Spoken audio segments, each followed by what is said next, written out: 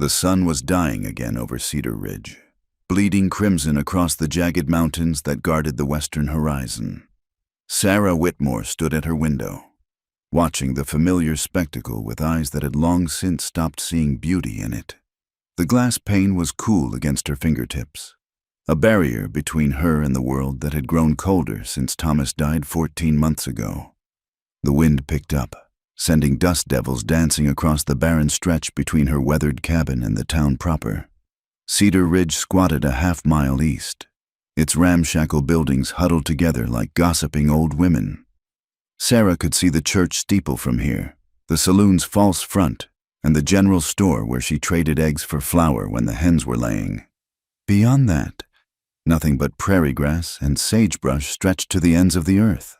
She turned from the window and surveyed her small domain.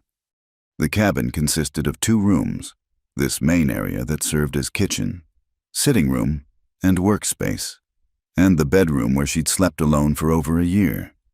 Thomas had built it with his own hands, cutting each log, fitting each joint with the precision of a man who believed in permanence. He'd been wrong about that, as he'd been wrong about so many things. The memory of his death still carried the weight of injustice.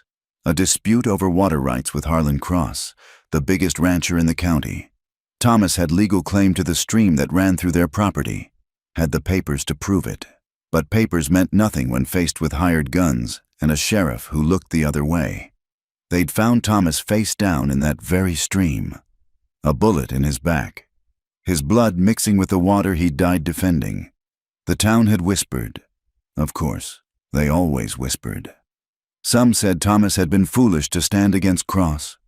Others, in hushed tones behind closed doors, suggested he'd been stealing water, that he'd gotten what he deserved. The lies spread like wildfire through dry grass, leaving Sarah's reputation singed at the edges. The young widow Whitmore, they called her, with that particular tone that suggested tragedy was somehow contagious.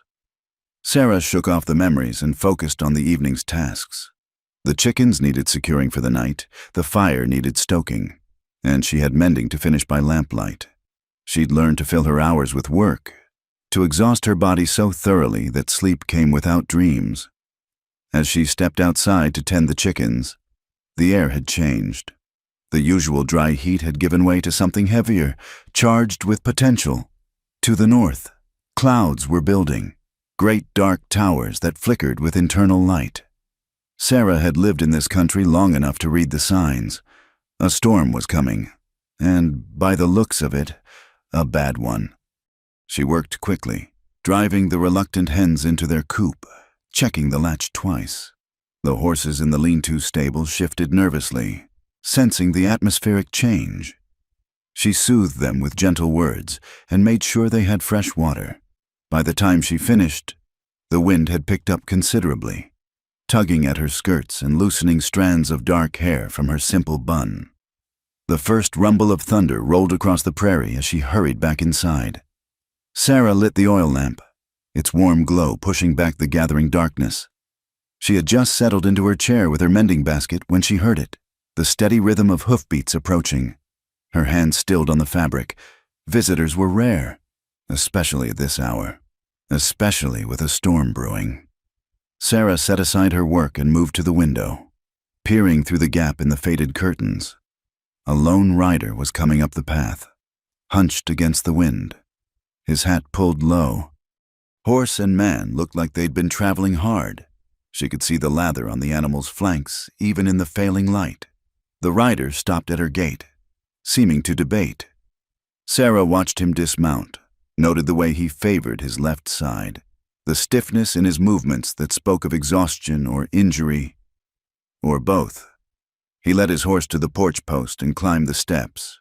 His knock, when it came, was firm but not demanding. Sarah hesitated. A woman alone had to be careful, had to weigh charity against caution. But the rain was starting now, fat drops that splattered in the dust, and something in the stranger's weary posture tugged at her conscience. She opened the door a crack, keeping one hand on the shotgun she stored beside the frame. "Ma'am?" The stranger touched his hat brim. "I apologize for the intrusion. I'm looking for shelter from the storm. I can sleep in your barn if you've got one. Pay you for the trouble." The lamplight from inside caught his face. Weathered features. Several days' worth of stubble. Eyes the color of storm clouds. A scar ran from his left temple to his jaw, pale against sun-darkened skin. Sarah noticed the way his coat hung, suggesting the weight of a concealed weapon, the watchful stillness of a man accustomed to danger. "There's no barn," she heard herself say. "Just a lean-to, and the horses don't take kindly to strangers."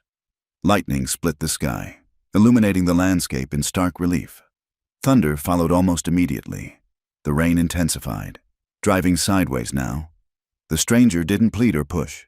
He simply stood there, water beginning to stream from his hat, waiting for her decision.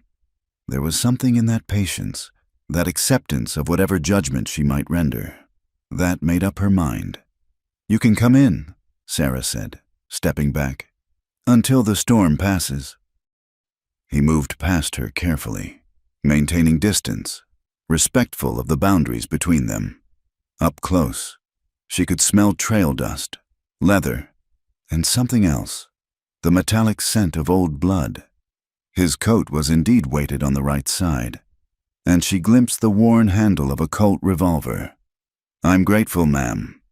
He removed his hat, revealing dark hair shot through with premature gray. "Name's Luke Garrison. Sarah Whitmore." She didn't offer her hand, and he didn't expect it. "You can hang your coat by the door.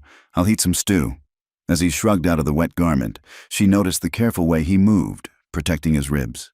Definitely injured. Then, she also noted the quality of his guns, well-maintained, expensive, not the weapons of a common drifter. Sarah busied herself at the stove, aware of him settling carefully into the chair by the fire. The storm had arrived in earnest now. Rain hammering the roof, wind howling around the corners of the cabin. The small space suddenly felt smaller with his presence, the shadows deeper, the lamplight more intimate than she'd intended. "Been riding long?" she asked, filling the silence as she stirred the pot. 3 days, maybe 4. His voice was hoarse with dust and fatigue. "Lost track somewhere around the Sangre de Cristo range. That's hard country." She ladled stew into 2 bowls, added chunks of day-old bread. "Especially alone. Sometimes alone is safer." She set the food before him, noticed how he waited until she'd seated herself before eating. His manners spoke of better origins than his current circumstances suggested. They ate in companionable silence, the storm providing all the conversation needed. When he'd finished, Luke Garrison leaned back carefully, a ghost of pain crossing his features. "I should see to my horse." "In this weather?" Sarah shook her head. "He'll survive. You might not." As if to emphasize her point, something crashed outside, a tree branch, perhaps, or loose lumber from the woodpile. The cabin shuddered, and the lamplight flickered. "This place going to hold?" Luke asked, eyeing the walls. "It's held through worse." But even as she said it, Sarah felt uncertain. The storms had been fiercer lately, more violent, as if the land itself was angry. Another crash, closer this time. Luke was on his feet despite his injuries, moving to the window. "Your shutters are loose. They'll tear off if we don't secure them." He was right. Sarah grabbed her shawl, and together they ventured into the tempest. The wind nearly knocked her down the moment she stepped outside. Rain stung like needles, soaking through her dress in seconds. Luke caught her arm, steadying her, and they fought their way to the window. Working together, they wrestled the shutters closed, Luke producing rope from his saddlebags to tie them secure. They repeated the process with the other windows, Sarah holding the shutters while he worked the knots with practiced efficiency. By the time they stumbled back inside, both were drenched to the skin, breathless from fighting the wind. Sarah's hands shook as she rebuilt the fire. Luke had retreated to the far corner, respecting propriety despite their shared trial. She disappeared into the bedroom, emerging in dry clothes with a bundle of Thomas's things. "These should fit," she said, not meeting his eyes. "They're They were my husband's. Luke took them with a quiet "thank you" and stepped outside to the covered porch to change. Sarah busied herself making coffee, trying not to think about the strangeness of seeing another man in Thomas's clothes when he returned. They sat by the fire again, steam rising from their damp hair, the storm raging beyond the walls. The enforced intimacy of the situation, the darkness, the isolation, the shared danger, created a peculiar bubble outside normal social constraints. "Your husband," Luke said eventually. "He's been gone a while. 14 months. Sarah stared into the flames. "He was murdered, shot in the back over water rights." Luke's expression didn't change, but something shifted in his posture. "I'm sorry. This country can be cruel to good men. Were you a good man?"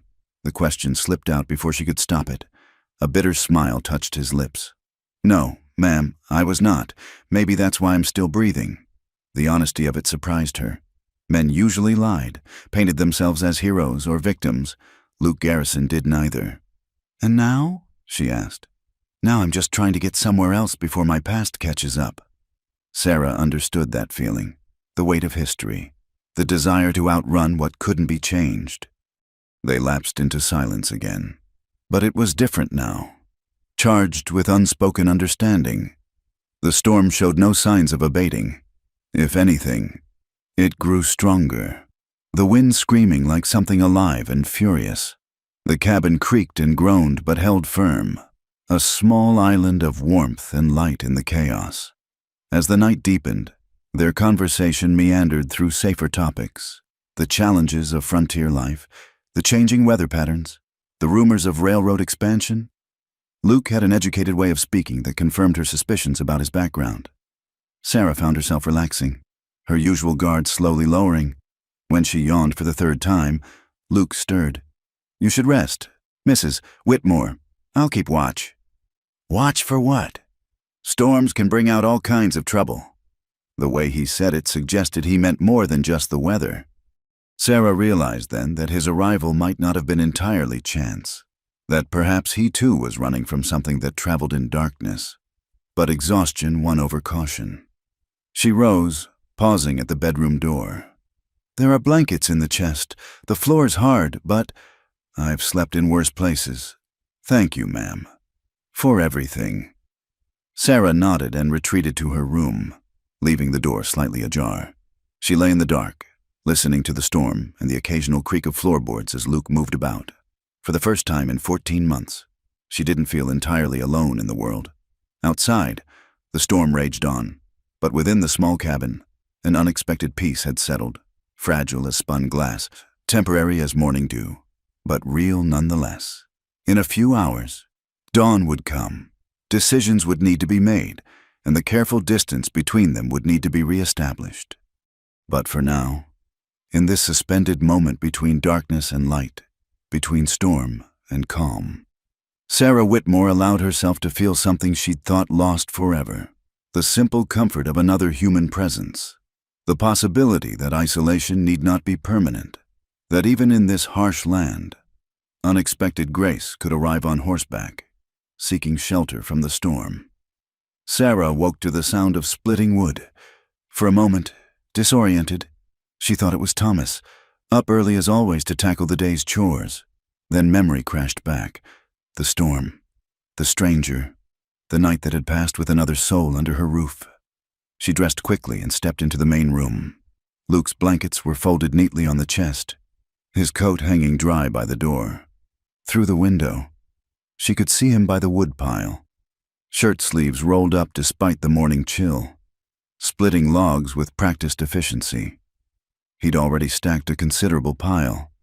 The storm had passed, leaving the world washed clean. Puddles reflected the early sky, and the air carried that peculiar freshness that follows violence, as if nature was trying to apologize for its tantrum.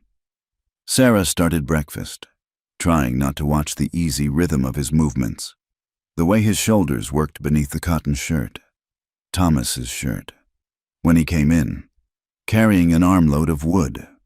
She had coffee ready. "You didn't need to do that," she said. "Man takes shelter. He pays for it somehow." Luke stacked the wood by the fireplace. Your pile was getting low.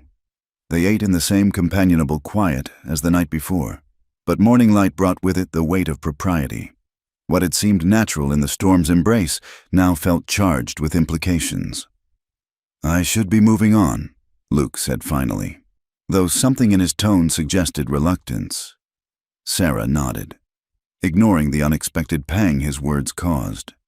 "Your horse will need rest. That was a hard storm." "I've pushed him harder."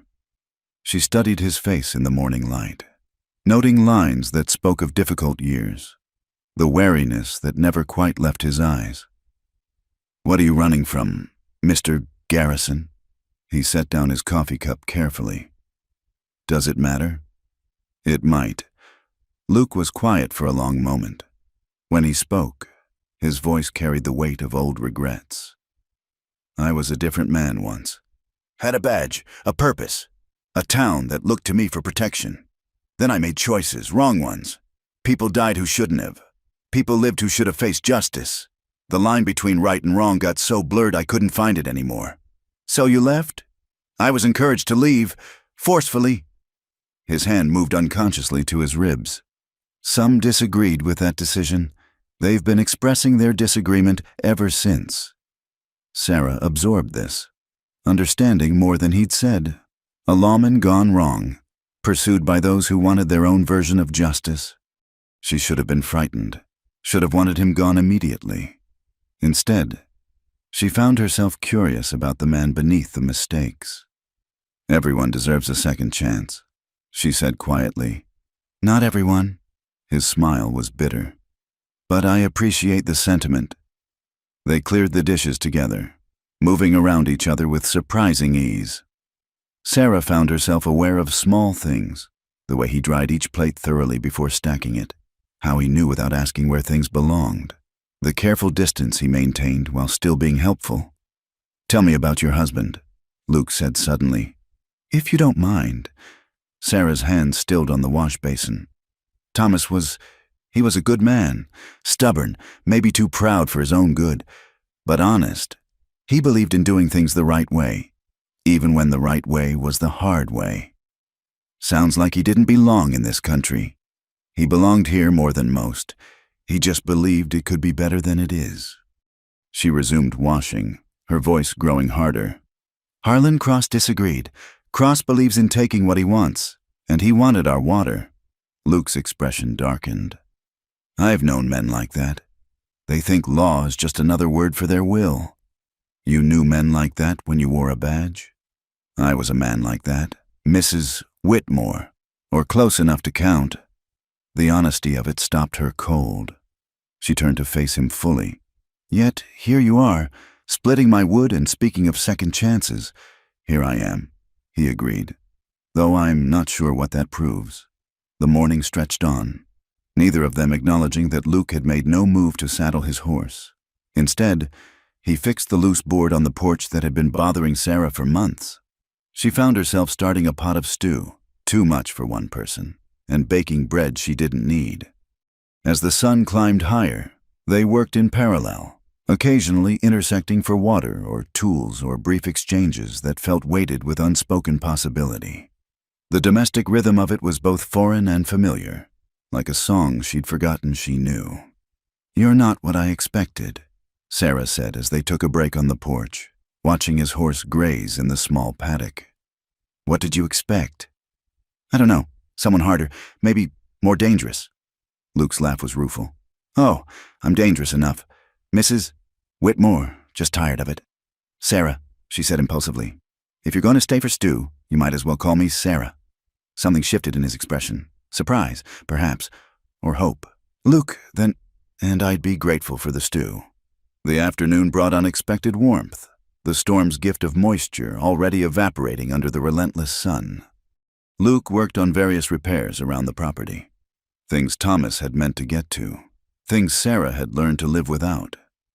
She tried not to think about how natural it felt, having him there, tried not to compare his quiet competence to Thomas's blustering enthusiasm. As evening approached, they sat down to another shared meal, this time Conversation flowed easier. Luke told her about places he'd seen: California goldfields, Colorado mining towns, the deserts of Arizona. Sarah shared stories of her childhood back east, why she'd come west with Thomas despite her family's objections. They said I was throwing my life away, she remembered, following a dreamer to a land that would kill us both. They were half right. Only half. Sarah met his eyes. I'm still here. Yes, Luke said softly. You are. The moment stretched between them, full of possibility and danger. Sarah felt something she hadn't experienced since Thomas, that pull of attraction, the awareness of another person not just as company but as a man. It frightened her, this sudden awakening of feelings she'd buried with her husband. Luke seemed to sense her withdrawal. He stood, moving to the window. I should check the weather. Don't want to get caught by another storm. But the sky was clear. Stars just beginning to show in the deepening blue. They both knew it was an excuse, a retreat from whatever had just passed between them. Where will you go? Sarah asked. When you leave? California, maybe, or Oregon, somewhere the past might not follow. It always follows. Maybe, but sometimes it gets tired along the way. Sarah joined him at the window, careful to maintain distance. Outside, the prairie stretched endlessly. A sea of grass turned silver by moonlight. I used to think about leaving, she admitted.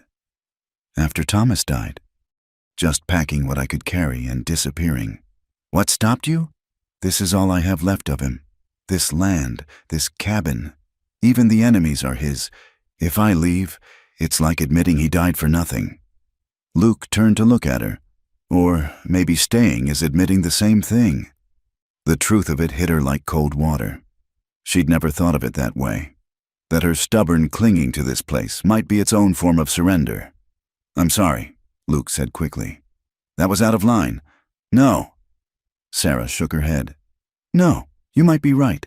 I've been so focused on holding on. I never asked if what I was holding was worth it. They stood together in the gathering darkness, two damaged souls recognizing something familiar in each other.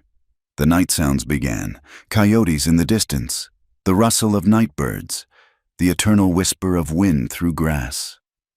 I should go, Luke said finally, but he didn't move. The stew needs to simmer longer, Sarah replied, though they both knew it was ready. Neither acknowledged the growing tension, the way the air seemed to thicken between them. Sarah remembered her wedding night, the nervous excitement, the discovery of intimacy. This felt different, darker, more complex, weighted with loss and loneliness and the terrible need for human connection. Sarah. Her name on his lips was almost a question. She turned away, wrapping her arms around herself. We can't. It wouldn't be right. No, he agreed. It wouldn't. But still, neither moved. The cabin felt too small, too warm, too full of possibilities that morning would make impossible. Sarah thought of the town's whispers, of her reputation already tattered at the edges. She thought of Thomas, of vows made and a life interrupted. She thought of 14 months of empty nights and silent mornings. Tell me about the worst thing you ever did, she said suddenly. When you wore the badge. Luke's jaw tightened. Why? Because if I'm going to ruin what's left of my good name, I should at least know what kind of man I'm ruining it for. The blunt honesty of it seemed to catch him off guard. He moved to the chair by the fire, sinking into it heavily. Sarah took the opposite chair, waiting. There was a family. He began slowly. Mexicans, working a small ranch outside my jurisdiction. The son got crosswise with a big rancher's boy, over a girl, of all things. The rancher wanted them gone, came to me with an offer, looked the other way while his men encouraged them to leave, and he'd make it worth my while. And I needed the money, had debts, gambling mostly, so I looked the other way. His voice was flat, emotionless. They burned the ranch, the family got out, but the old grandmother, she went back for something, didn't make it out the second time.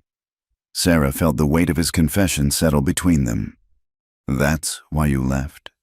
That's why they made me leave, but I should have gone long before. That was just the final straw on a load that was already breaking the horse's back. Yet you're here now, fixing my fence and splitting my wood. Penance, maybe, or just delaying the inevitable. He looked at her directly. I'm not a good man. Sarah, I'm trying to be better, but that doesn't erase what I was. Thomas was a good man, Sarah said quietly. And he's dead. Maybe goodness isn't enough in this world. Don't say that. Why not? It's true, isn't it? The good die young while men like Harlan Cross prosper. Where's the justice in that? Luke leaned forward. The justice is in keeping trying, in not letting them win by becoming like them. Is that what you tell yourself? Every day. They sat in silence, the fire crackling between them. Sarah felt raw, exposed, as if the storm had torn away more than just loose boards. The careful walls she'd built around her heart seemed dangerously unstable. I should tend to my horse, Luke said finally. Make sure he's ready for tomorrow. Sarah nodded, not trusting her voice. When he stepped outside, she pressed her hands to her face, trying to quiet the tumult of emotions. What was she doing? What was she thinking? This man was a stranger, a self-confessed corrupt lawman with blood on his hands and trouble on his trail. But when he returned, when their eyes met across the small space, none of that seemed to matter. The loneliness was stronger than wisdom, need more powerful than propriety. They moved toward each other like moths to flame, knowing the danger, unable to resist the warmth. Later, much later, as they lay listening to each other breathe in the darkness, Sarah wondered if this was how drowning felt, the moment when fighting ceased and surrender became sweeter than struggle. Luke's hand found hers, calloused fingers intertwining with her work-worn ones. I'll leave before dawn, he whispered. I know. I won't ruin you more than I already have.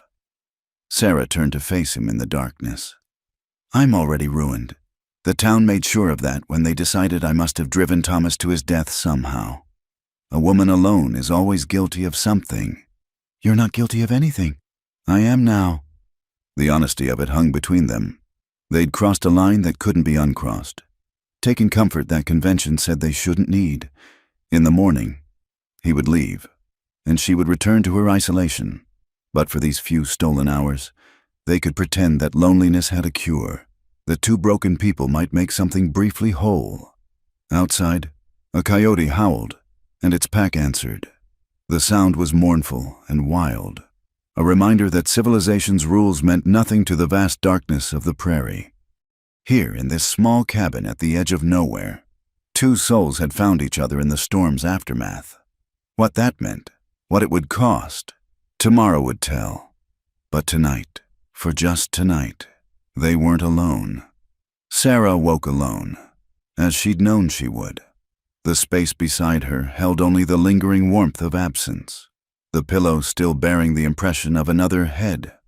Through the window, dawn was just breaking, painting the sky in shades of rose and gold that seemed to mock the heaviness in her chest. She rose and dressed mechanically, her fingers fumbling with buttons that had given her no trouble yesterday.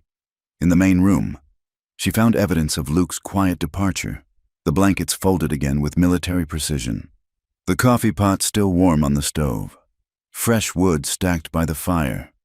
On the table, held down by her mother's teacup, was a piece of paper. Her hands trembled as she unfolded it. His handwriting was surprisingly elegant, the letters formed with careful deliberation. Sarah, there are no words sufficient for what you've given me. I'll carry the memory of your kindness like a light in dark places, if there's any justice in this world. Someday I'll find a way to deserve the gift of knowing you. I'll ride back, if there's a second chance. L. Sarah read it twice, then folded it carefully and placed it in her Bible. The words were pretty, but words were just marks on paper. Men promised many things in the aftermath of intimacy. Few followed through when distance and time did their work.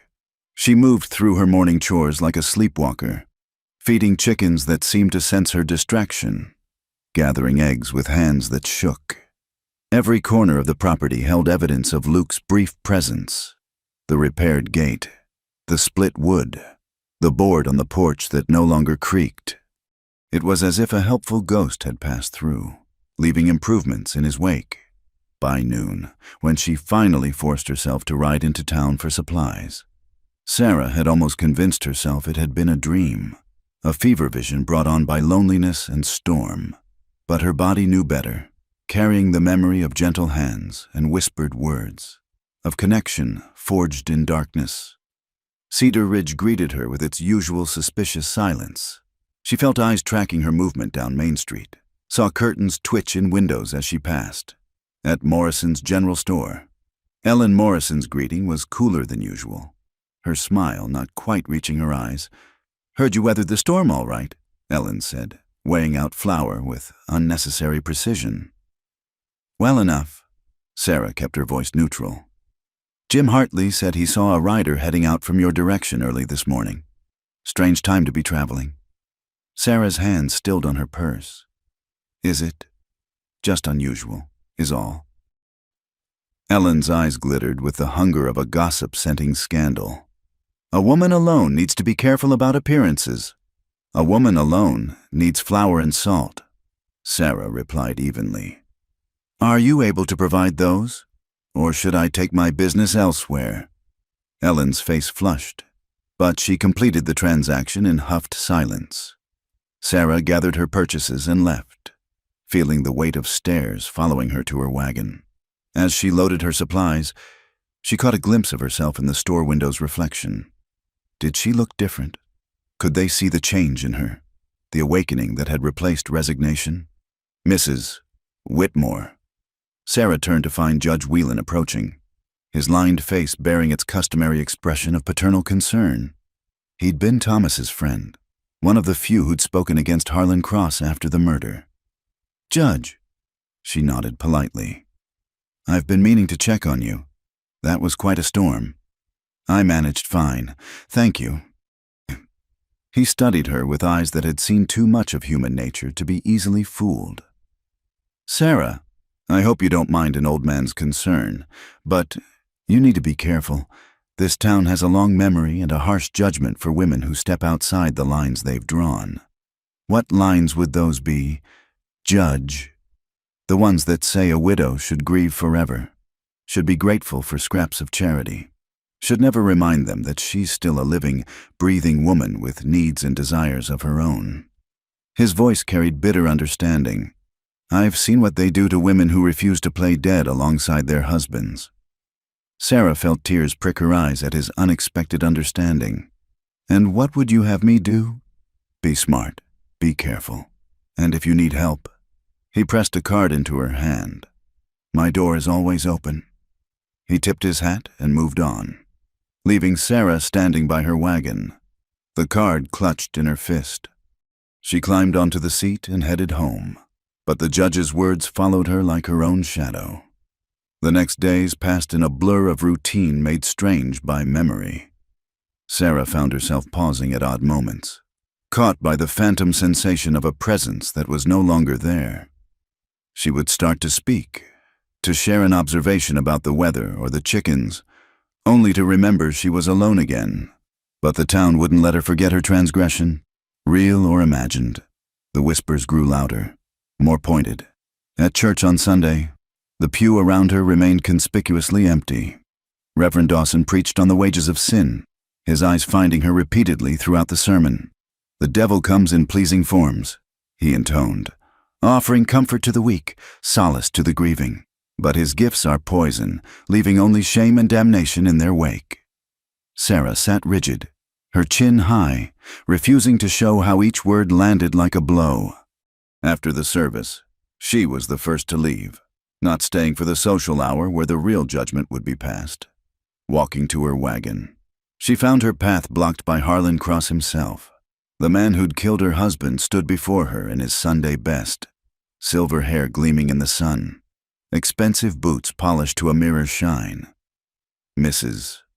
Whitmore." He touched his hat brim with mocking courtesy.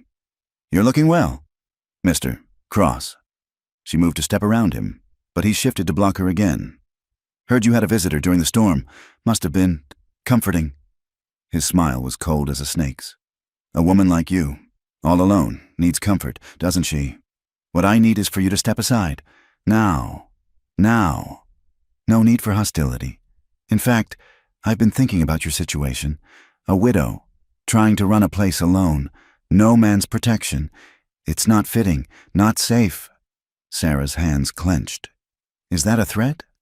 "It's an observation. This country's getting rougher." "Why, just last month, the Hartley place was hit by raiders." "Terrible thing. Of course. I was able to help them out. Bought their land at a fair price so they could start fresh somewhere safer." "How charitable of you." Cross leaned closer, and she could smell the tobacco on his breath. "I could be charitable to you, too. Sarah, may I call you Sarah? That land of yours, with its water rights. I'd give you a good price. Enough to start over somewhere far from here, where nobody knows your name or asks questions about your visitors. My land is not for sale. Everything's for sale, given the right pressure." His eyes hardened. "Your husband thought different. Look where it got him." The implied threat hung between them like a loaded gun. Sarah felt rage rise in her throat, hot and choking. This man had killed Thomas, stolen her life, and now stood here threatening to take what little remained. "Judge Whelan knows I'm here," she said quietly. "Others too. If something happens to me, they'll know where to look." Cross's smile widened. "Accidents happen all the time out here. Why, a woman alone, distraught over her, indiscretions, might do any number of desperate things." He tipped his hat again and sauntered away, leaving Sarah shaking with fury and fear. She made it to her wagon, made it home before the tears came. Hot, angry tears for Thomas. For herself, for the trap she'd walked into by simply trying to survive. That night, she barricaded the door and sat up with Thomas's rifle across her lap. Every sound made her jump, the settling of wood, the call of night birds, the whisper of wind. She thought of Luke's words about trouble following, wondered if his past had somehow marked her. Or perhaps she'd been marked already, the moment Thomas died and left her alone in a world that saw widows as either prey or pariahs. Days passed in heightened vigilance.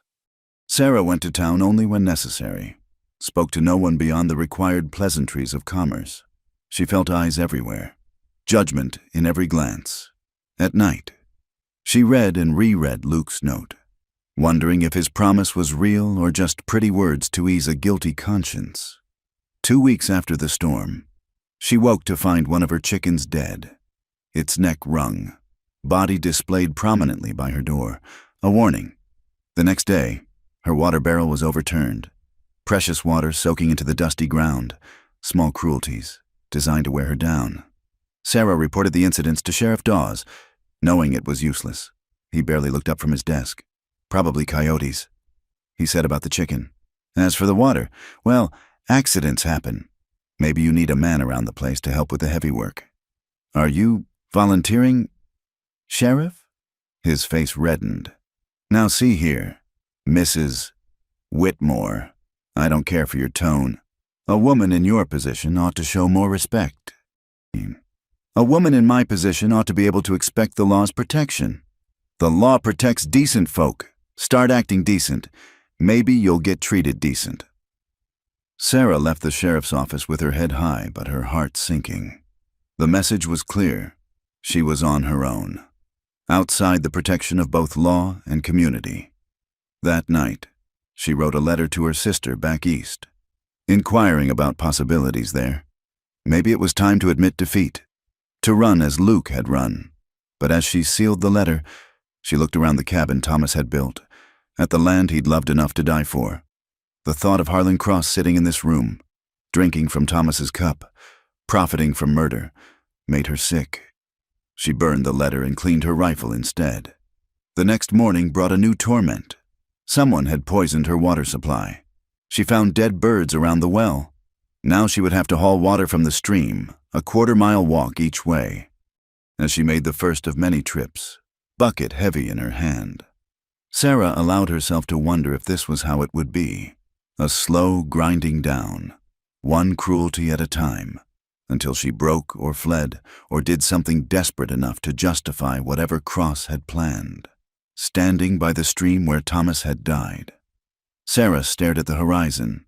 Somewhere out there, Luke Garrison was riding toward his own horizon, carrying his past like a weight. He'd promised to come back if there was a second chance, but second chances seemed as rare as rain in drought season, as unlikely as justice in a land where might made right. She filled her bucket and started the long walk back, each step a small act of defiance. They wanted her gone, broken, defeated. But Sarah Whitmore was still here, still standing, still fighting in her quiet way.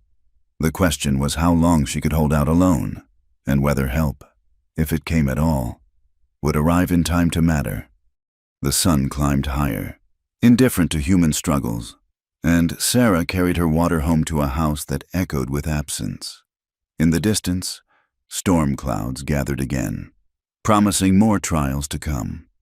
She set down her bucket and picked up her rifle, ready for whatever the day might bring.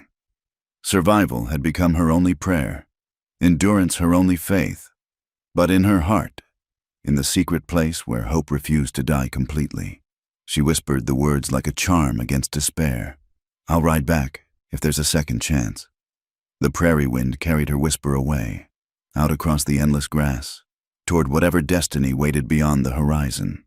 Winter arrived like a judgment, harsh and unforgiving.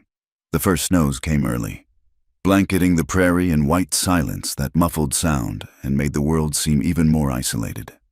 Sarah watched from her window as the landscape transformed, beautiful and deadly in equal measure. She'd prepared as best she could: wood stacked high, root cellar filled with preserves. Chickens moved to the more sheltered side of the lean-to. But winter in this country was never just about cold and snow. It was about endurance, about lasting one more day when each dawn brought new challenges. The harassment from Cross's men had eased with the weather. Even cruelty had its seasonal limits. But Sarah knew this was merely a respite. Come spring, when the passes cleared and movement became easier, the pressure would resume. For now, though, she had the strange peace of winter's siege. Her daily routine became a careful dance of conservation. Every piece of wood burned was calculated, every meal planned to stretch resources. She melted snow for water now, the well still tainted. The walk to the stream had become impossible with drifts that could swallow a person whole. On a particularly bitter morning, Sarah woke to find her breath freezing in the air inside the cabin.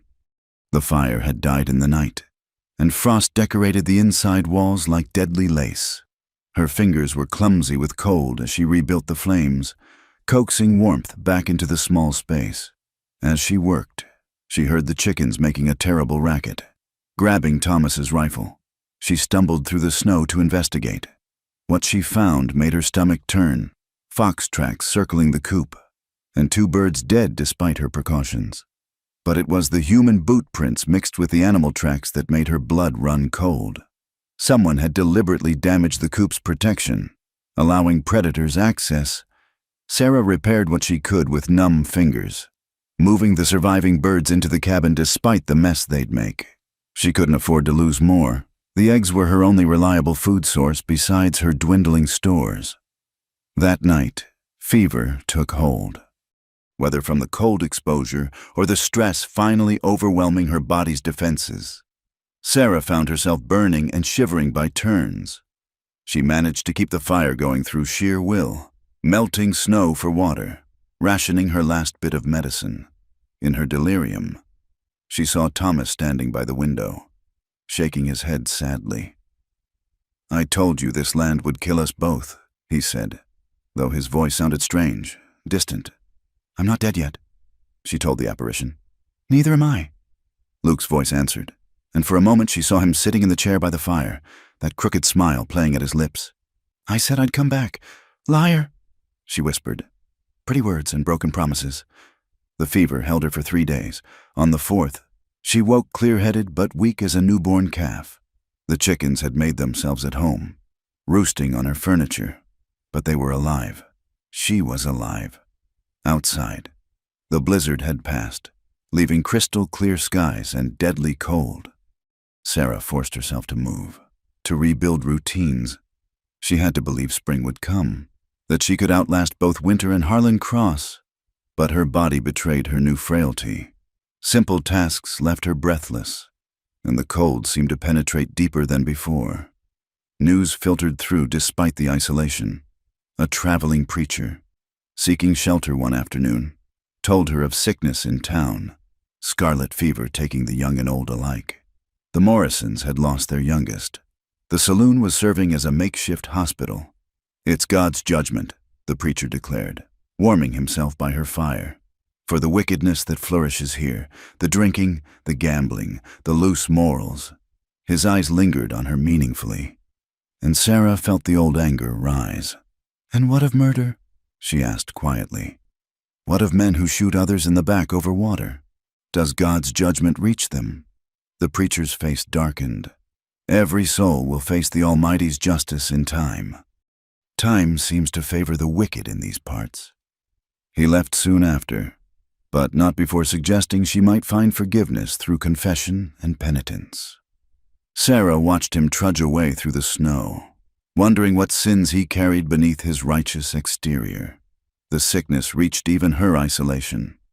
Sarah woke one morning to find a bundle on her doorstep, medicine, dried meat, a note in Judge Whelan's shaky hand. "The fever took my Martha. I couldn't save her, but perhaps this will help you. Hold on, child. Spring will come." She wept then for the judge's loss, for her own situation, for the kindness that persisted even in this harsh place. The medicine helped, and the meat stretched her resources. But it was the reminder that she wasn't entirely forgotten that mattered most. February brought a brief thaw, dangerous in its false promise. The snow melted enough to make travel possible, but treacherous. Sarah ventured to check her property lines, finding new horrors. Someone had pulled down sections of her fence, leaving gaps where cattle could stray come spring. More work she'd have to manage alone, more evidence of the slow warfare being waged against her. In town, for essential supplies, she found the place transformed by grief. Black bunting hung from doorways, and the cemetery had expanded with fresh graves. Ellen Morrison looked aged by loss, her previous spite replaced by hollow-eyed indifference. "Heard you been sick too," Ellen said, mechanically filling Sarah's order. "Surprised you made it, alone out there. I'm stronger than I look, or more stubborn." There was no malice in it now, just weary observation. "My William. He was strong too. Didn't matter in the end." Sarah wanted to offer comfort, but knew it wouldn't be welcomed from her. She paid and left, noting how the town's judgment had shifted in the face of larger tragedy. Her scandals seemed petty now compared to the wholesale loss the fever had brought. At the postal office, she found an unexpected package. No return address, but the postmark showed it had traveled far. Inside, wrapped in oilcloth, was a book, Leaves of Grass by Walt Whitman, and pressed between its pages, a single dried wildflower. No note, but Sarah knew. She held the book against her chest, feeling its solid weight like an anchor. He hadn't forgotten.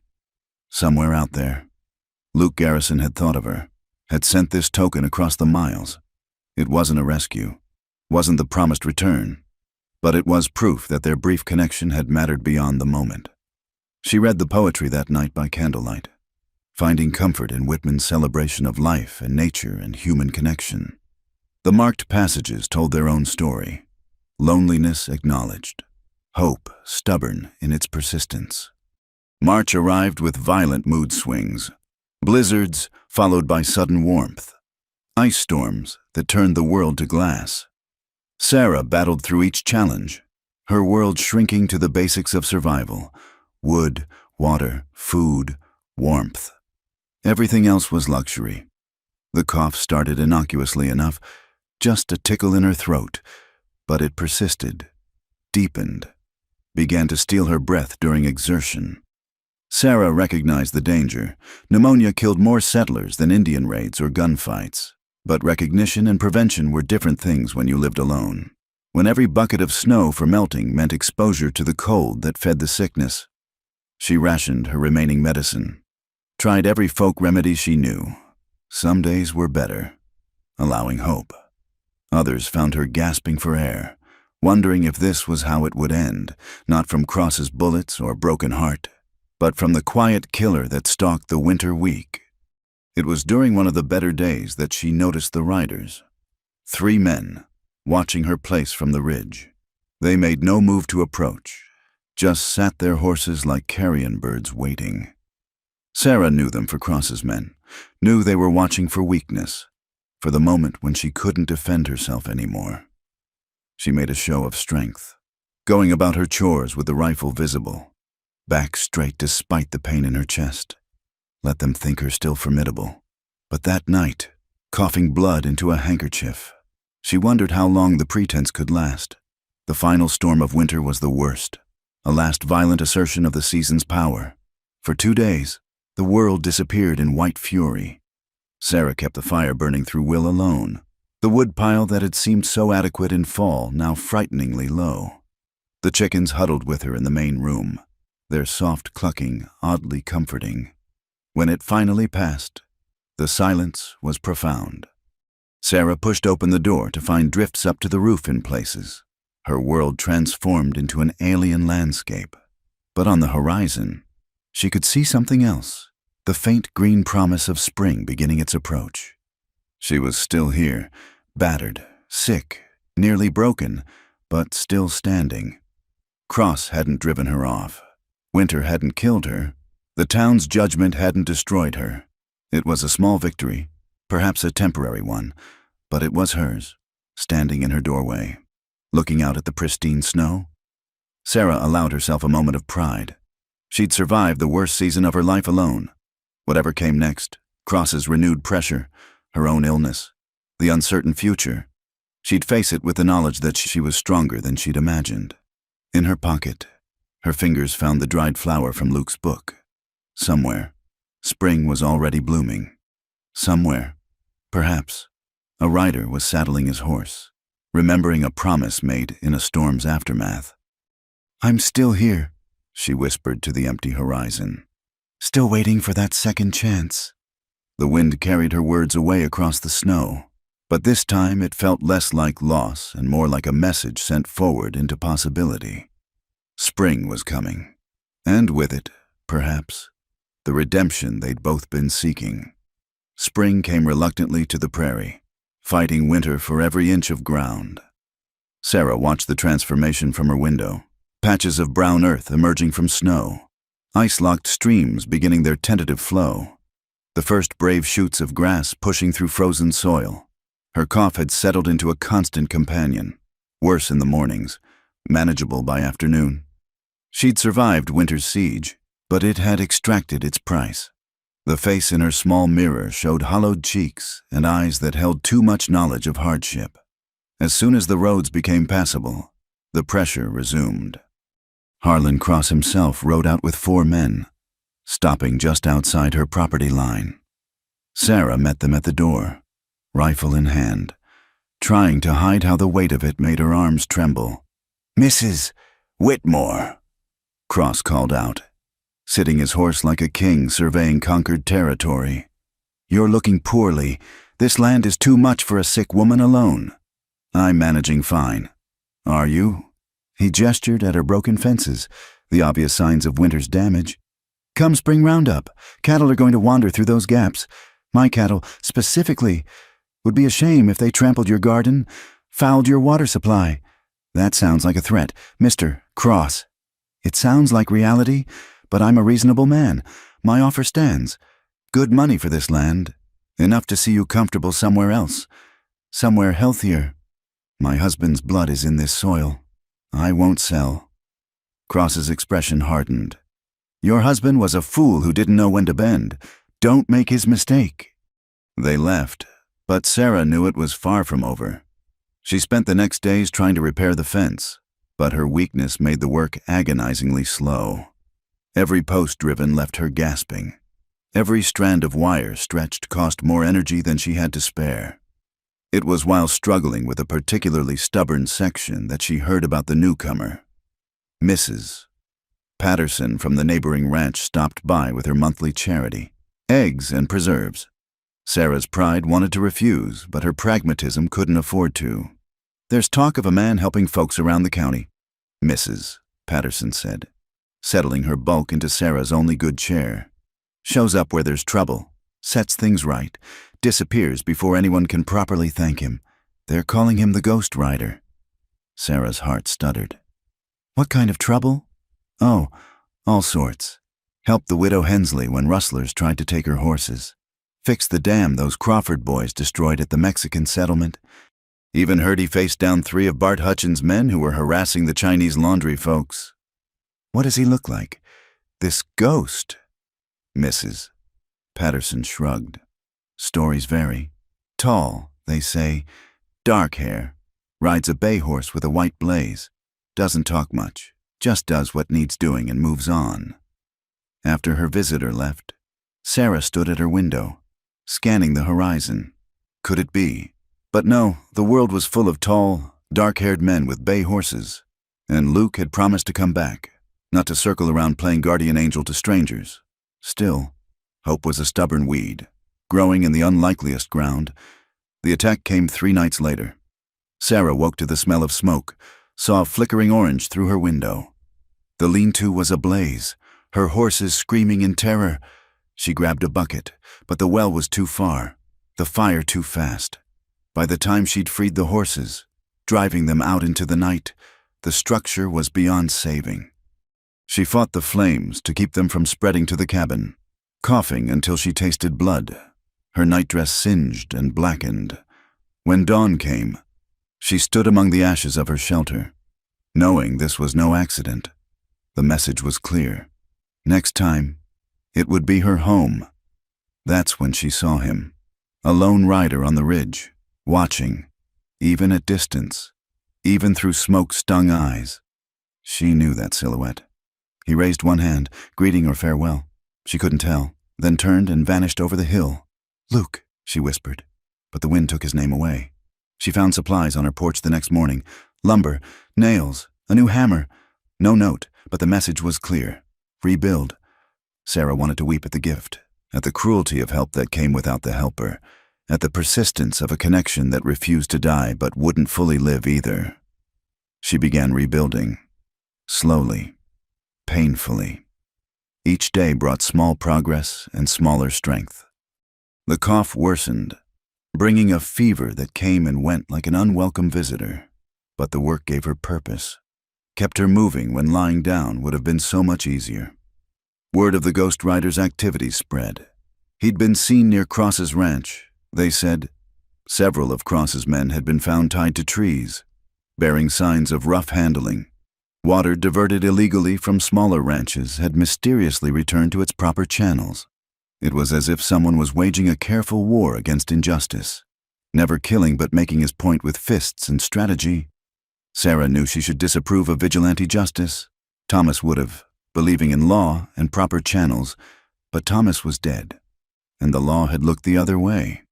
If someone was finally pushing back against the Harlan Crosses of the world, she couldn't find it in her heart to condemn them. The confrontation, when it came, was almost anticlimactic in its swiftness. Sarah had gone to town for supplies, leaving early to avoid the heat that made her cough worse. She was loading her wagon when she sensed the change in atmosphere. Conversation stopping, people stepping back, the quality of silence that preceded violence. 3 of Cross's men surrounded her wagon. She recognized them. Daniels, Morrison, and Cole. Hard men who'd ridden with Cross for years, who'd probably been there the night Thomas died. "Mrs. Whitmore," Daniels said, his scarred face split by an ugly grin. "Boss says you need more encouragement to see sense. Step away from my wagon." "Or what? You'll cough us to death?" Morrison laughed. "Heard you been sick. Real shame if you were to take a bad turn. All alone out there." They moved closer, and Sarah reached for her rifle. Cole was faster, grabbing her wrist, twisting until she cried out and dropped the weapon. His breath stank of whiskey and tobacco as he leaned close. "Maybe we should teach you some manners first." The words died as Cole suddenly flew backward, a blur of motion resolving into a man in worn trail clothes. "Luke," He moved like controlled lightning, dropping Morrison with a precise blow to the jaw, spinning to catch Daniel's wild swing and redirect it into the wagon wheel. In seconds, all three were on the ground, groaning. Luke stood over them, barely breathing hard, his hand resting on his gun but not drawing it. "Touch her again," he said quietly, "and I'll kill you. Tell Cross the same. His time's coming." He turned to Sarah then, and she saw the months written on his face. New lines, a fresh scar along his neck, something harder in his storm-gray eyes. But when he looked at her, some of that hardness melted. "Can you drive?" he asked. She nodded, not trusting her voice. "Then drive? I'll follow." The ride home passed in a daze.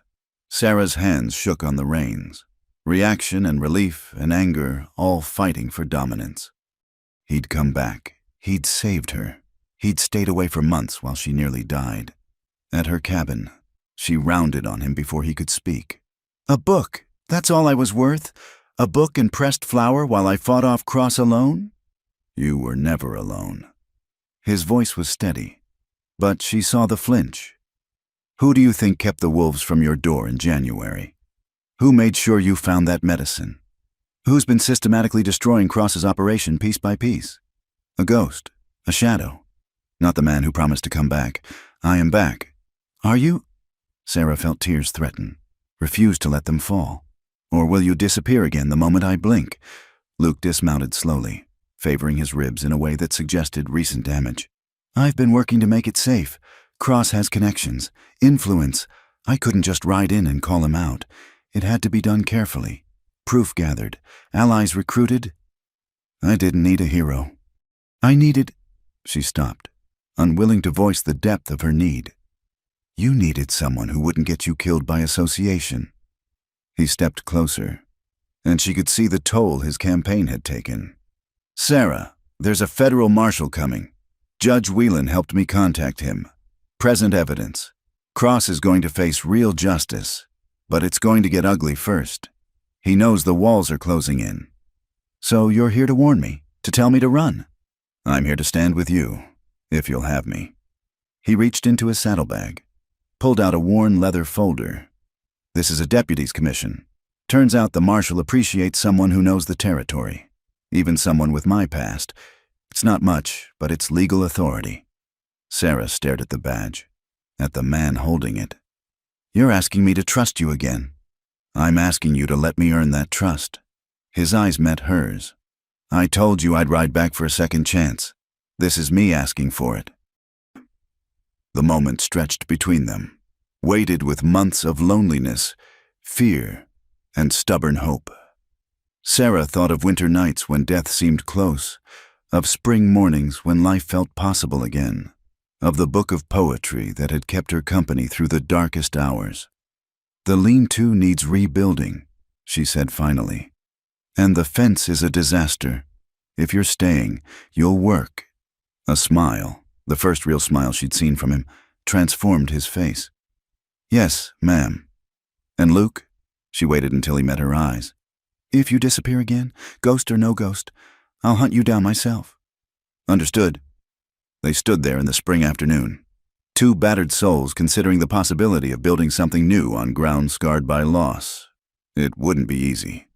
Cross would fight back, the town would gossip, and trust once broken was hard to repair.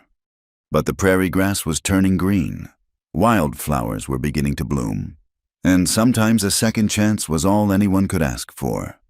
Sarah looked at the man who'd ridden back as promised, who'd fought battles in shadow to keep her safe, who offered now to stand beside her in the light. "There's stew on the stove," she said, "and your horse needs tending." Luke's smile widened, "Just like old times." "No," Sarah corrected, surprising herself with a small smile of her own. "Nothing like old times. We're different people now." "Better or worse?" She considered it, thinking of all the ways hardship had shaped them both. "Stronger, maybe, definitely more careful, but still here, still here." She agreed. As Luke led his horse to what remained of the lean-to, Sarah watched him go. The ghost rider was real. Was here, was hers if she had the courage to claim him. Behind them, Storm clouds gathered on the horizon. Cross's retribution. Certainly, and whatever other trials the frontier had in store. But for now, for this moment, she wasn't alone. The man who'd promised to ride back had kept his word, and together they'd face whatever came next.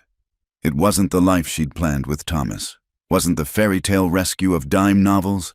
It was better. It was real. It was a second chance built on the ashes of the first, and Sarah Whitmore was ready to see where it led. The lamp cast dancing shadows on the cabin walls as Sarah set 2 bowls on the table. It felt strange, this echo of their first night together. Yet everything had changed. The woman who'd opened her door to a stranger in a storm was gone, replaced by someone harder, warier, but perhaps more honest about what she wanted. Luke hung his hat by the door, Thomas's old peg. She noticed, and felt no pang of guilt. The dead had no claim on the living's choices. "You look tired," she said, noting the way he held himself, the careful movements that spoke of more than just the recent fight. "Been a long few months." He settled into the chair with obvious relief. "Cross has men everywhere. Had to be careful. Move at night mostly. Your friend Judge Whelan helped, though, good man. He lost his wife to the fever." Sarah served the stew, remembering the judge's kindness, said helping me gave him purpose. They ate quietly at first, the practiced silence of 2 people relearning each other's rhythms. Sarah found herself studying the changes in Luke's face, the deeper lines, the wariness that never quite left his eyes even here, the way he automatically positioned himself to see both door and window. "Tell me," she said finally, "all of it. Why you stayed away. What you've been doing." Luke set down his spoon, gathering his thoughts. "That morning I left. I made it maybe 10 miles before Cross's men found me. 5 of them. They'd been watching your place, saw me leave, made it clear I had 2 choices. Keep riding and never look back, or die right there. So you kept riding. For about another mile." His smile was grim. "Then I circled back, followed them to town, started learning their patterns, their connections. Cross owns half the territory through fear or favor. Sheriff, mayor, most of the town council, even has a judge or 2 in his pocket. But not Judge Whelan. No, not him. Whelan's been building a case for years, collecting evidence, waiting for someone with the authority to act. When I approached him..." Luke paused, something flickering across his face. He knew who I was, what I'd been. Should have turned me in, but instead he saw an opportunity. Sarah leaned forward. An opportunity for what? To use someone who understood how corruption works from the inside. I spent months gathering proof, documents, testimonies from people too scared to speak publicly, financial records showing Cross's illegal dealings, all while playing ghost, keeping his men off balance, protecting folks like you who stood in his way. The lumber, the medicine, that was all you? Had help. There are more good people around here than you might think. Sarah, they're just scared. But when they saw someone pushing back, he shrugged. Courage can be contagious.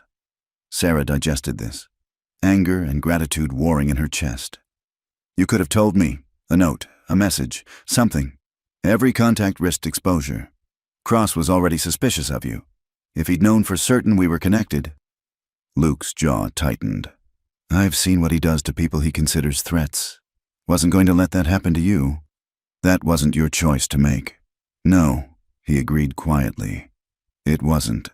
I'm sorry. The simple apology, without excuse or elaboration, somehow eased the knot of resentment she'd carried.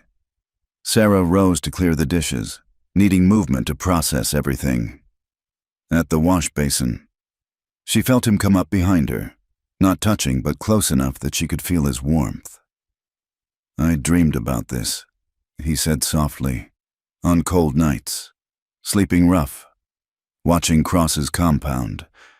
Dreamed about being here again, talking like normal people, sharing a meal without looking over our shoulders. Sarah turned to face him, seeing her own loneliness reflected in his eyes. We're not normal people. Luke, maybe we never were. Maybe that's why this works. The space between them seemed to hum with possibility. Sarah thought of all the reasons to be sensible, to maintain distance, to protect what was left of her reputation. Then she thought of winter nights when death felt close and she'd wished for just one more hour with someone who understood. "The town already thinks the worst of me," she said. "Their loss. I'm sick. The winter. It took something from me. I might not have long." Luke's hand came up to cup her face, gentle as morning light. "Then we'd better not waste what time we have." This time, when they came together, it was with full knowledge of who they were, broken people in a harsh land, carrying scars and secrets, choosing connection despite the cost.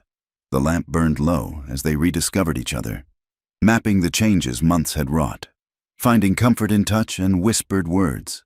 Later, lying in the dark with her head on his chest, Sarah felt a peace she'd thought lost forever. Not the innocent contentment of her marriage to Thomas, but something deeper. Acceptance of life's complexity. Gratitude for unexpected grace. "What happens now?" she asked. "Marshall arrives in 3 days. We present the evidence. Arrest warrants get issued. Cross will fight, but legally he's finished." Luke's arm tightened around her. "It's going to be dangerous. He's got maybe 20 men who'll stand with him. When cornered, he'll lash out." "Will the town support the law?" "Some will. Others will side with Cross out of fear or greed. Still others will just try to stay out of the way." He was quiet for a moment.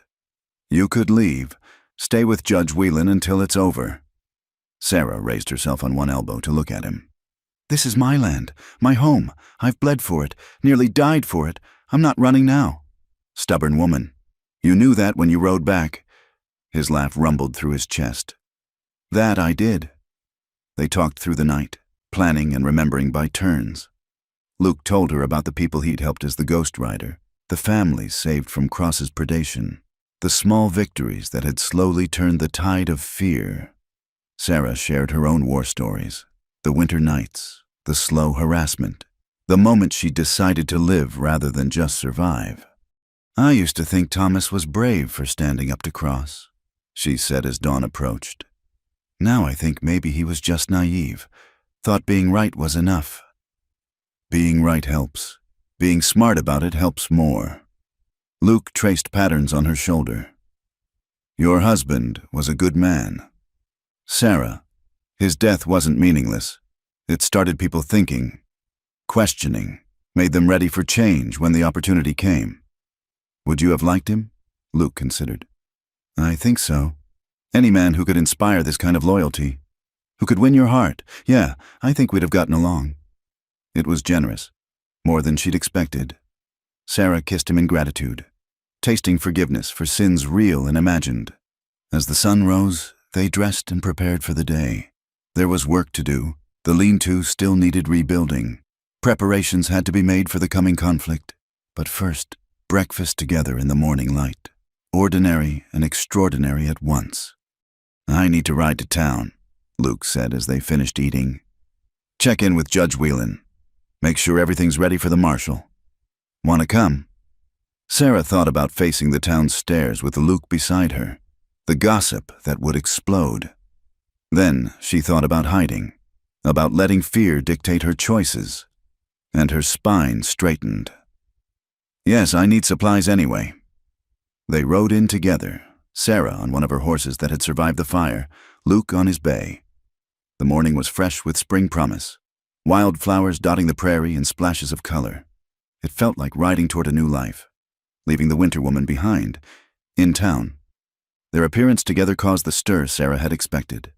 Conversation stopped, heads turned, whispers followed their progress down Main Street. But there were also nods of acknowledgement, tips of hats from people who'd benefited from the Ghost Rider's intervention. At the general store, Ellen Morrison served them with something approaching civility. The fever had humbled her, and perhaps the stories of Luke's activities had earned a grudging respect. Judge Whelan received them in his study, looking frailer than when Sarah had last seen him, but with fire still burning in his eyes. "Marshal Thompson will arrive Friday," he confirmed. "I've arranged for deputies from the surrounding counties to assist. We'll have the numbers to face Cross's men. He won't go quietly, Luke warned. No, I expect not. Whelan's smile was sharp. But then, neither will we. This town has cowered long enough. Time to remember what justice looks like. They spent an hour reviewing plans, contingencies, likely scenarios. Sarah found herself included naturally in the discussion, her knowledge of the land and its people valuable. It felt good to be useful, to be part of something larger than mere survival.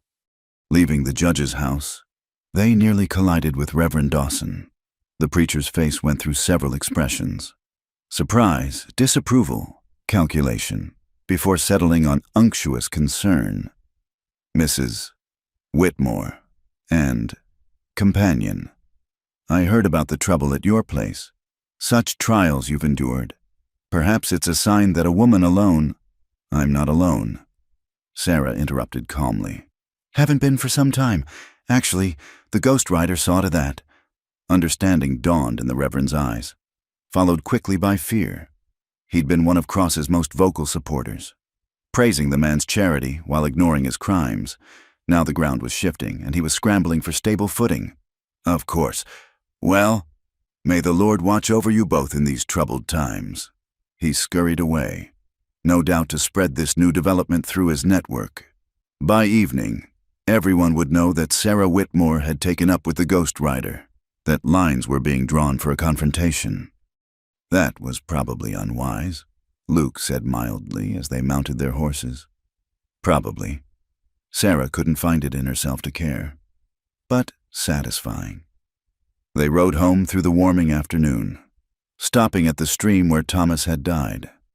Sarah dismounted, walked to the water's edge. The spring melt had swollen it, washing away any lingering traces of old blood. I used to come here and rage, she said quietly. Scream at God, at Thomas, at the water itself. Demanded to know why. Why him? Why this way? Why was I left alone? Luke came to stand beside her. Find any answers? No, just more questions. She picked up a smooth stone, turned it over in her hands. But maybe that's enough. Maybe the point isn't understanding why things happen, but choosing what to do next. And what are you choosing, Sarah? She looked at him, this complicated man with blood on his hands and justice in his heart, who'd ridden back against all odds to offer her a second chance. I'm choosing to live, to fight, to see this through. She threw the stone into the stream, watching ripples spread. To trust you, despite everything, to believe we might build something good on all this wreckage. Luke took her hand, laced their fingers together. That's a lot of choosing. I had a lot of time to think this winter. They stood there a moment longer, hands linked, watching the water that had taken so much flow toward an uncertain future. Then they mounted up and rode home to prepare for war, knowing that in 3 days everything would change. But for now, they had these stolen hours. Tonight there would be dinner and conversation and the comfort of another heartbeat in the darkness. Tomorrow they would work side by side, rebuilding what had been destroyed. And if the worst happened, if Cross's violence claimed one or both of them, at least they'd faced it together. The cabin came into view, small but sturdy, smoke rising from the chimney Luke had cleaned. It wasn't much, but it was theirs to defend. Sarah felt the rightness of it settle into her bones. This man, this moment, this choice to stand and fight. Whatever came next, she was ready. The morning of reckoning came with an unseasonable chill, as if nature itself sensed the violence brewing. Sarah woke before dawn, finding Luke already dressed and checking his weapons by lamplight. His movements were methodical, practiced, a man preparing for war. Coffee's ready, he said without looking up. You should eat something. Should you? A wry smile touched his lips. Never could stomach food before a fight. Bad habit from the old days. Sarah dressed carefully, choosing her most practical dress, pinning her hair severely back. If today went wrong, she wouldn't give anyone the satisfaction of seeing her disheveled. She strapped Thomas's pistol to her hip, the weight both foreign and necessary. You remember what we discussed? Luke asked, watching her preparations. If shooting starts, Stay behind cover. Don't try to be a hero. Get to Judge Whelan's if things go bad. Sarah met his eyes. I remember. Doesn't mean I'll do it. Sarah. This is my fight too. Luke, my land, my life they've been trying to destroy. I won't hide while others bleed for my cause. He crossed to her, framed her face with his hands. I know. Just be careful. I've lost too much already. Can't lose you too. They rode to town as the sun crested the horizon, painting the sky in shades of blood and gold. Other riders converged on the main street. Judge Whelan's recruited deputies, townsmen who'd finally found their courage, ranchers who'd suffered under Cross's rule, maybe 30 men in all, faces grim with determination. Marshal Thompson had arrived the night before, a grizzled veteran with eyes that had seen too much. He gathered the volunteers in front of the courthouse, his voice carrying clearly in the morning air. Harlan Cross has been served with warrants for murder, extortion, and conspiracy. He's refused to surrender. We're going to his ranch to enforce the law. Any man who doesn't want to be part of this, now's the time to leave. No one moved. All right then. Judge Whelan will swear you in as temporary deputies. After that, you follow my orders. We do this legal and proper, but we do it firm. Questions. What about his men? Someone called out. Any who stand with him against the law become outlaws themselves, but we give them a chance to surrender first. This isn't a massacre. It's justice. The swearing-in was brief, voices mixing as they repeated the oath. Sarah stood between Luke and a young rancher named Peterson, who'd lost his brother to Cross's guns. The badge they pinned on felt heavier than its small size warranted. They rode out in formation, Marshal Thompson leading, Luke and his hand-picked men forming the vanguard. Sarah stayed with the second group, rifle across her saddle. The thunder of so many hooves on hard earth sounded like distant drums, warning of the storm to come. Cross's ranch sprawled across prime bottomland, the main house a monument to ill-gotten gains. As they approached, Sarah could see men taking positions behind water troughs, in the barn loft, along the house's second-story windows. Cross had turned his home into a fortress. The marshal called a halt just outside a rifle range. Harlan Cross. His voice boomed across the distance. I'm Federal Marshal Thompson. You're under arrest for murder and numerous other crimes. Come out with your hands empty. And this ends peaceful. The answer came in the form of a rifle shot that kicked up dust near Thompson's horse. The animal danced sideways, but the marshal held his seat, unflinching. That's your answer, then, he said quietly. Then louder. Any man in there wants to walk away. Now's your chance. After this, you're all equally guilty. A pause. Then 3 men emerged from the bunkhouse, hands raised, walking quickly toward the federal force.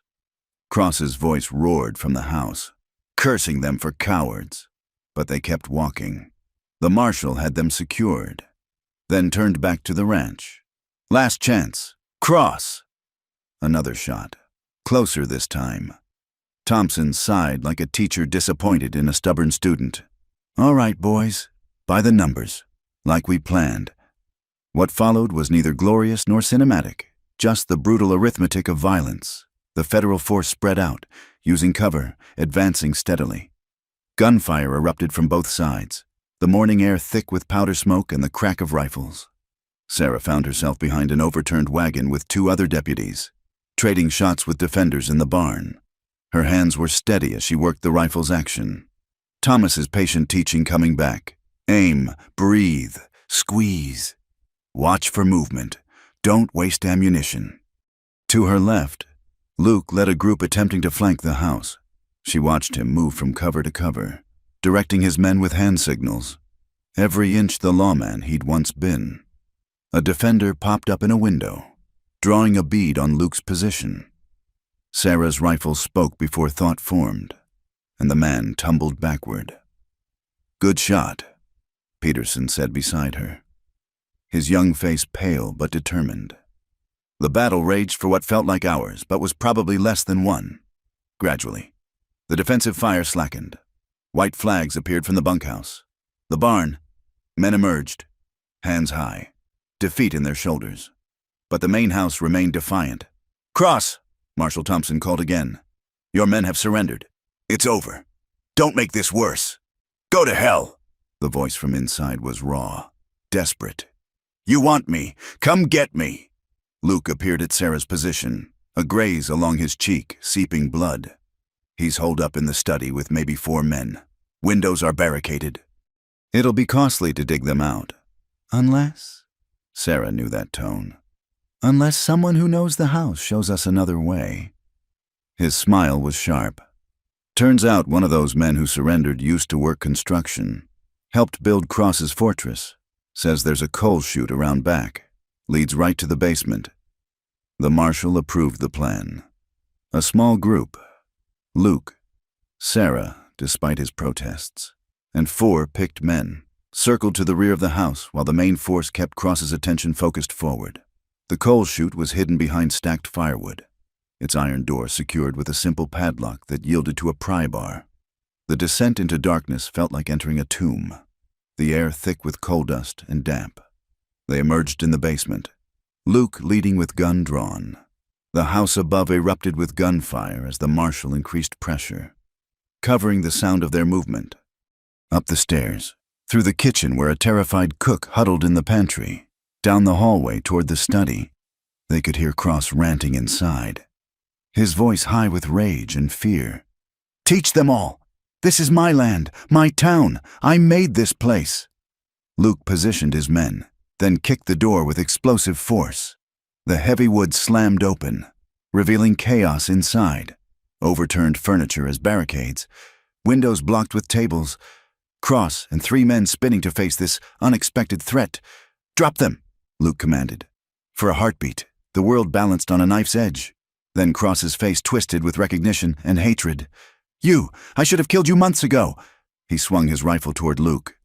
Sarah didn't remember raising her pistol, didn't remember making the choice. The gun bucked in her hand, once, twice. Cross staggered, looking down at spreading crimson on his white shirt with almost comical surprise. "You—" He focused on Sarah, and something like understanding crossed his face. "Whitmore's woman. Of course." He fell to his knees, then forward. His men threw down their weapons, hands rising in surrender. It was over in seconds. Years of tyranny ended by 2 bullets and the courage to pull a trigger. Sarah stared at Cross's still form, waiting to feel something. Triumph, regret, horror. Instead, there was only emptiness, as if a long fever had finally broken. "Sarah," Luke's voice, gentle. "It's done. He's gone." She looked up at him. This man who'd seen her kill and showed no judgment, only concern. "He killed Thomas. Would have killed me. Killed who knows how many others? I know. You did what needed doing. No shame in that." The aftermath was a blur of activity. Prisoners secured. Wounded tended. The ranch searched for evidence of Cross's crimes. They found plenty. Ledgers detailing extortion. Correspondence showing bribery. Even a journal where Cross had recorded his misdeeds with the pride of a man who thought himself untouchable. By afternoon, they were back in town. The news had spread, bringing people into the streets. Some looked shocked, others relieved. Still others calculating what this change meant for their own fortunes. At the courthouse, Marshal Thompson shook Luke's hand, then Sarah's. "Fine work, both of you. Couldn't have done it without local knowledge." "What happens now?" Sarah asked. "Trials for those who survived, federal oversight to clean up the corruption. This town gets a chance to start fresh, if folks have the stomach for it." He studied them. "Might need a new sheriff. Garrison. Interested?" Luke glanced at Sarah. "Maybe. Need to think on it." They left the courthouse to find Judge Whelan waiting, tears streaming down his weathered face. "It's done," he said wonderingly. Martha would have been so pleased. Justice at last. The celebration that night was subdued. Too many knew the cost of the day's victory. At the saloon, Luke and Sarah sat apart from the main crowd, sharing a bottle and the quiet understanding of those who'd faced death together. "You all right?" Luke asked, studying her face. "I killed a man today." Sarah sipped her whiskey, felt it burn. Thought it would feel different. Worse, maybe, or better. Instead, it just feels necessary. That's the best way to feel about it. Means you're still human. She looked at him, this complex man who'd been both sinner and saint, who'd ridden back to keep a promise, who'd stood with her against the darkness. What Whelan said about starting fresh, is that possible? Can a place built on blood and greed really change? Places are just dirt and wood. It's people who change. Or don't. Luke took her hand. Question is, what do we want to build here? Sarah thought about that as the saloon noise washed over them. Thought about Thomas's dream of a fair, lawful community. About her own months of isolation and survival. About second chances and the courage to take them. Something better, she said finally. Something worth the price we paid. Luke squeezed her hand. Then we'd better get started. Going to take work. I'm not afraid of work. No, he agreed with a smile. You're not afraid of much. Sarah Whitmore. Outside, the town went about the business of reinventing itself. Tomorrow would bring challenges, trials, rebuilding, the messy work of democracy. There would be those who resented the change, who'd preferred Cross's brutal certainty to freedom's complications. But tonight, Sarah sat with the man who'd kept his promise, feeling the shift in the world's foundations. She'd entered this saloon as a pariah, a widow marked by scandal and suspicion. She'd leave it as something else, a woman who'd fought for her land and won, who'd chosen her own path despite the cost. The star on her chest caught the lamplight. Temporary, but earned. Tomorrow she'd return it, go back to being a rancher, a survivor, maybe eventually a wife again if Luke's eyes meant what she thought they did. But she'd always be the woman who'd stood up when it counted, who'd pulled the trigger when justice demanded it, in a land that respected strength above all else. That meant something. It meant everything. Ready to go home? Luke asked. Home, her cabin, their shared space, the life they were carefully building on the ashes of the old. Sarah nodded, standing, feeling the weight of the day but also its liberation. They walked out together into the night, leaving the past behind like smoke on the wind. Ahead lay all the uncertain promise of tomorrow, but for the first time in longer than she could remember. Sarah faced it without fear. The stars wheeled overhead, indifferent and eternal, as two souls who'd found each other in storm and struggle headed home to whatever peace this hard land would allow them. It was enough. It was everything. It was a second chance, earned in blood and keeping. The weeks following Cross's fall passed in a blur of change. Sarah's cough gradually faded with the coming warmth, as if the poison of that long winter had finally released its hold. She stood now at her kitchen window, watching Luke work on the new barn they were raising where the burned lean-to had stood. Other men from town had come to help, a reversal of fortune that still surprised her. Never thought I'd see Jim Peterson taking orders from the Ghost Rider, she murmured to herself, smiling at the sight of Luke directing the barn raising with quiet authority. The door opened behind her, and Judge Whelan entered, removing his hat. He'd taken to visiting regularly, finding solace in their company as he adjusted to widowhood.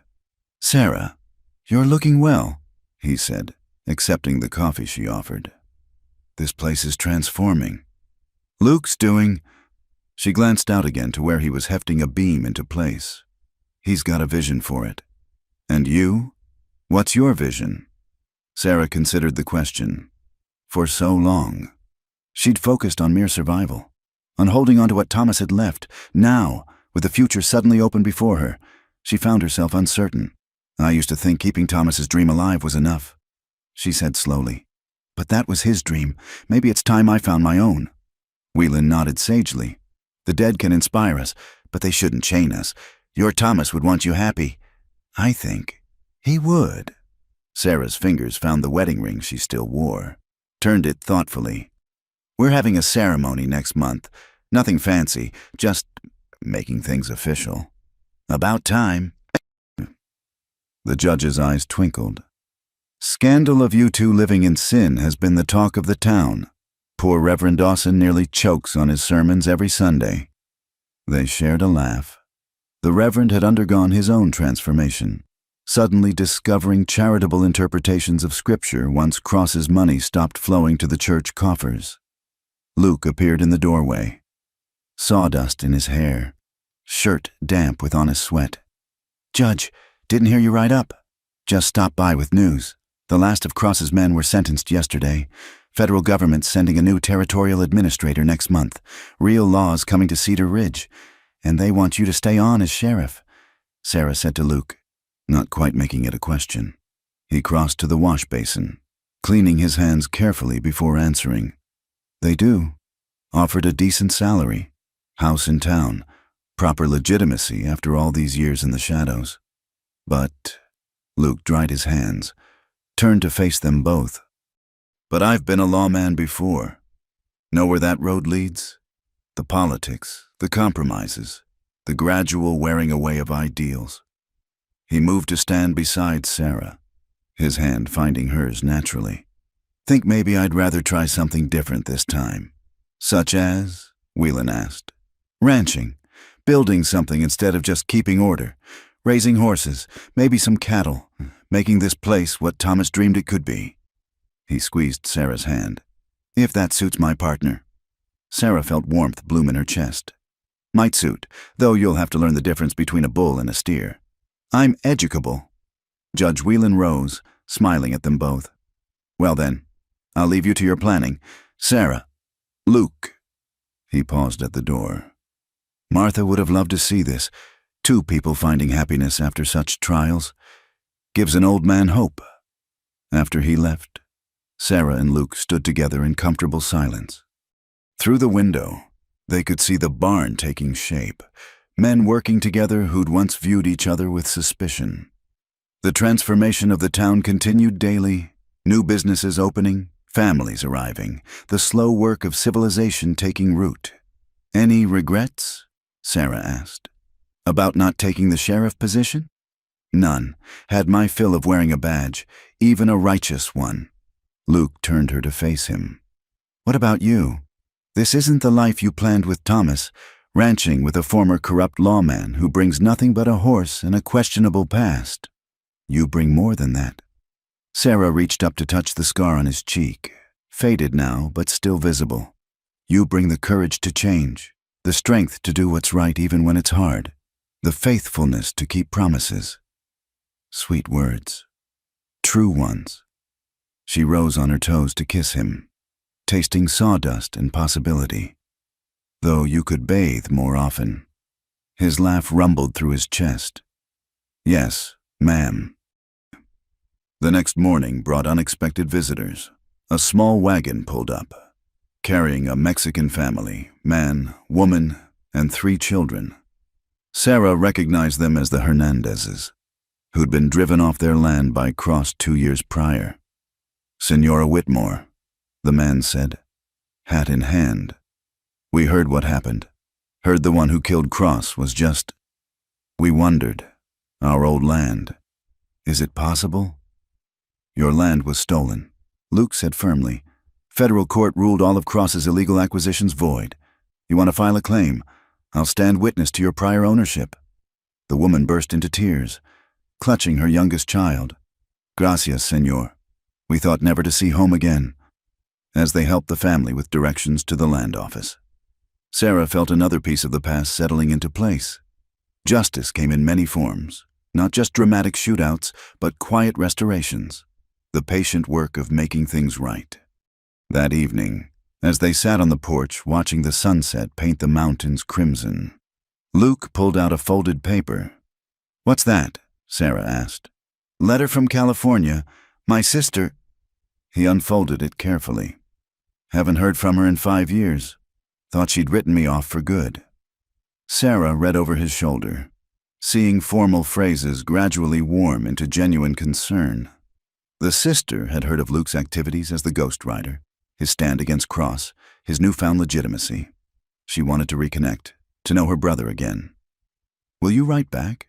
"Already did. Told her about you, about the life we're building." He refolded the letter carefully. "Might even visit someday, when the ranch is established." "Family," Sarah mused. Haven't thought about that in a while. Could think about it now, if you wanted. The suggestion hung between them, delicate as spring frost. Sarah had assumed the winter illness had taken that possibility. But perhaps, maybe, she said softly. Would you want that? Children with my stubbornness and your complicated past? Can't think of better qualities for surviving this country. They sat quietly as darkness gathered, each lost in thoughts of possibility. The night sounds began, coyotes calling, owls hunting, the eternal whisper of prairie wind. But tonight, it didn't sound lonely. Tonight it sounded like home. 2 mornings later, Sarah woke to find Luke already up, standing at the window with an odd expression. What is it? She asked. Joining him? Riders coming. Lot of them. Sarah felt the old fear spike, reached for the rifle, but Luke stayed her hand. Wait, look at how they're riding. That's not a war party. As the group drew closer, Sarah could see he was right. Men, women, even some children, all heading for their property. She recognized faces from town, from neighboring ranches, people who'd kept their distance during her months of isolation. What on earth? The answer came as the first wagons pulled up. Tools, lumber, supplies, the makings of a proper barn raising. But more than that, a community stating its intentions. Heard you were building, Jim Peterson called out. Grinning. Figured you could use some help? Lord knows you helped us when it counted. They came all day, bringing food and muscle and goodwill. The barn rose like something conjured, walls straight and true. Women set up outdoor kitchens, children ran between the workers' legs, and laughter replaced the sound of hammers periodically. Sarah found herself overwhelmed, stepping away from the cheerful chaos to catch her breath. Luke found her by the stream, tears on her cheeks. Too much? He asked gently. No, yes, I don't know. She wiped her face, laughing at herself. For so long it was just me against the world.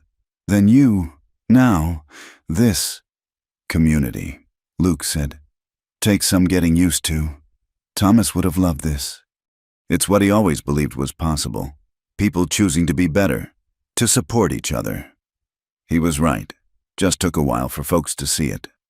As the sun set on the completed barn, the helpers gradually departed, leaving behind more than just a building. They'd left acceptance, belonging, the promise of a future not faced alone. That night, Sarah removed her wedding ring for the first time since Thomas's death. She held it up to the lamplight, seeing not betrayal, but completion. One chapter ending so another could begin. I'll always love him, she told Luke, who watched from the bed.